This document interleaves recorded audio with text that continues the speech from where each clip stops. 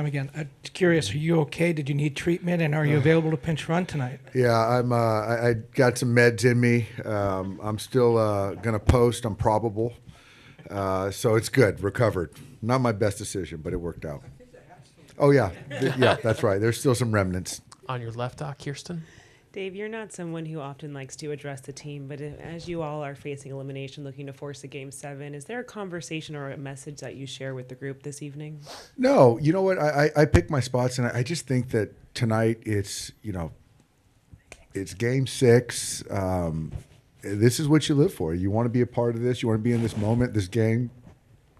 The guys came in yesterday fresh, excited to work out, and that carried over to tonight. So for me, I'm excited. They're excited about playing tonight. So I think for me, it's there's no reason. Their actions are showing me that their head's in the right spot. From your left, Barry. Hey, Doc. Having experienced both of them, different sets of characters, do you notice any similarities of the aftermath of the two 18-inning games? You both lost 2 games at Dodger Stadium after those 18-inning games. Yeah, no, that's fair. Obviously, very emotional for our club, emotional for their club. But they came out and won 2 games, and the Red Sox won 2 games. So, yeah, I don't know what the parallels were, but as far as today, I feel good with Yamamoto tonight. I feel good where I just feel good about what's going to happen tonight. But we got to play good ball. Is there any aftermath of a fatigue factor when you come out of a game like that? I'm sure there is, but there's just kind of. But I think there is for their team too. But they came out and won 2 ball games. So with the off day yesterday, I feel that we're refreshed. But it all doesn't matter. You still got to go out there and play good baseball. You got to win a game. We'll go to the second row up front, Doc. Oh, I'm sorry. That's the third row on your left, Jack. What went into the lineup changes today? I think for me, I just really wanted, Miggy in there. He's been a really glue guy for our club this year. And I just feel that having him in the lineup infuses some extra intensity, energy into the lineup. On the defensive side, too. I think that, I wanted him to be in the lineup. And nothing against anybody else. And then as far as kind of just putting Mookie in the 4, I just felt that I wanted those 3 guys to have a chance to get on for Mookie, get on base, and have those guys take the most at-bats. And, that's kind of the math a little bit. How did Mookie look yesterday, and what are some of the keys, even just with a one-day kind of reset that you want to see from him at the plate tonight? Yesterday was really good. I thought yesterday he had a really good day of work. He commented on it. The hitting coaches commented on it.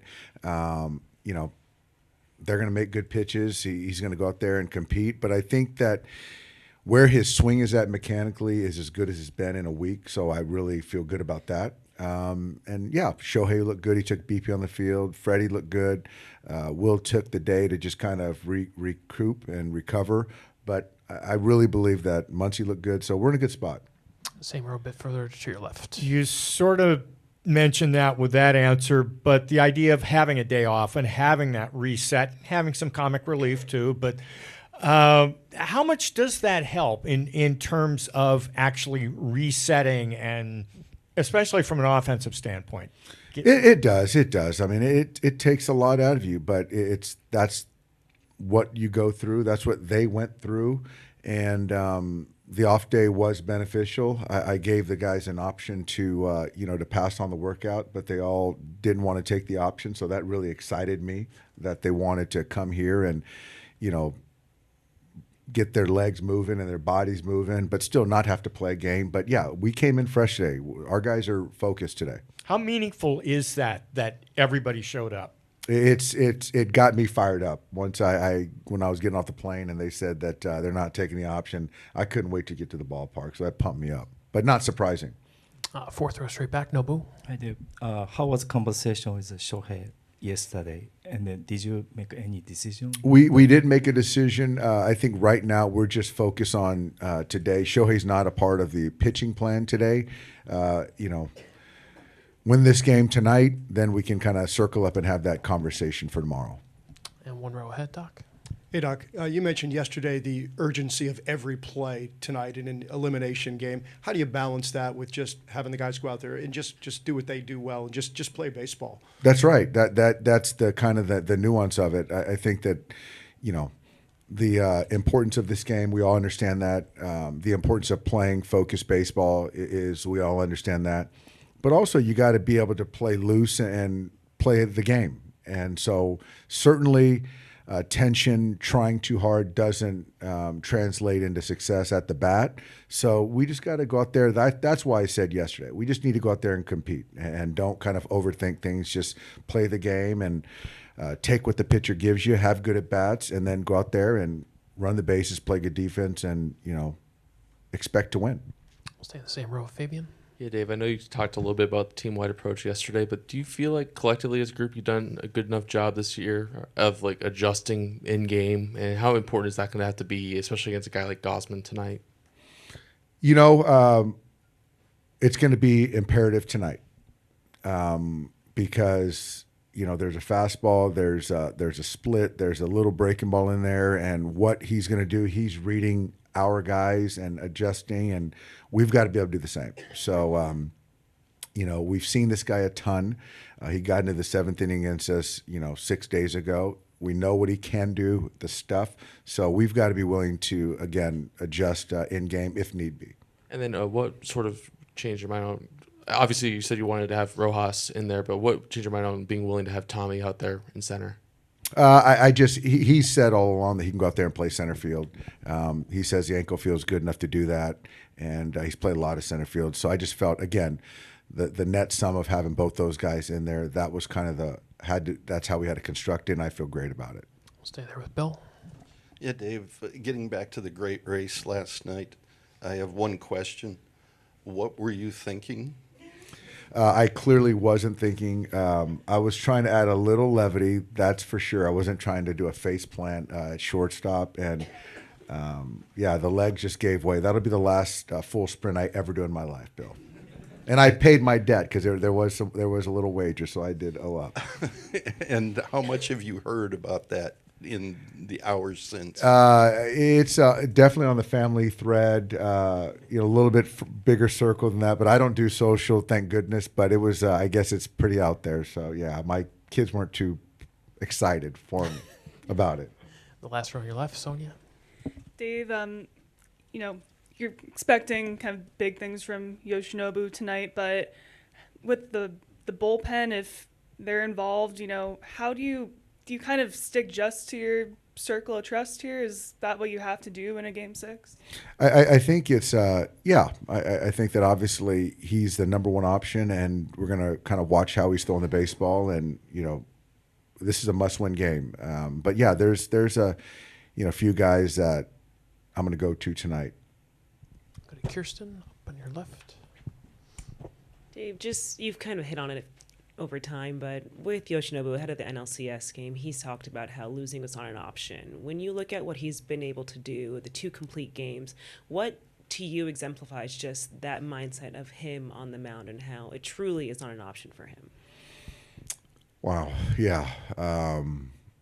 It's, I guess it's, you know, just kind of not giving yourself any other option and finding a way to perform, have success.